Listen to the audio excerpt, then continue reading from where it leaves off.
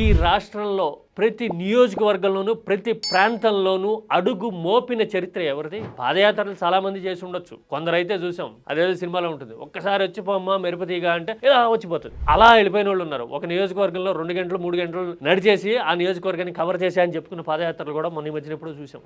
అదంతా పబ్లిసిటీ. ప్రతి నియోజకవర్గంలో ప్రాంతంలో కాలు మోపి ఆ మట్టి వాసన చూసి ఆ జనం గుండె చప్పుడు విన్న చరిత్ర ఎవరికి ఉంది ఇప్పుడు? At least existing. ఏం చెప్తాం సమాధానం?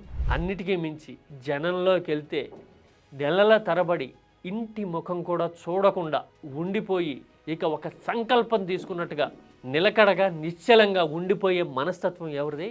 ఈ 5 క్వశ్చన్స్కి సమాధానాలు తెలిస్తే గనక జనంలో ఉండే జనంతో ఉండే నాయకులు ఎవరు ఏపీలో, ఏపీ రియాలిటీ తెలిసింది ఎవరికి అనే ప్రశ్నలకి సమాధానం దొరికేస్తుంది. ఆ సమాధానం దొరికితే గనక ఏపీ ప్రజెంట్ ఎదుర్కొంటున్న సవాళ్లలో 300లకు పైగా ఇట్టే సమాధాన పడే అవకాశాలు ఉంటాయి. జనంలో సుదీర్ఘకాలం ఉండి బలమైన కనెక్ట్ ఉన్న నాయకులు ఎవరు అంటే మీరైతే ఏం చెప్తారు?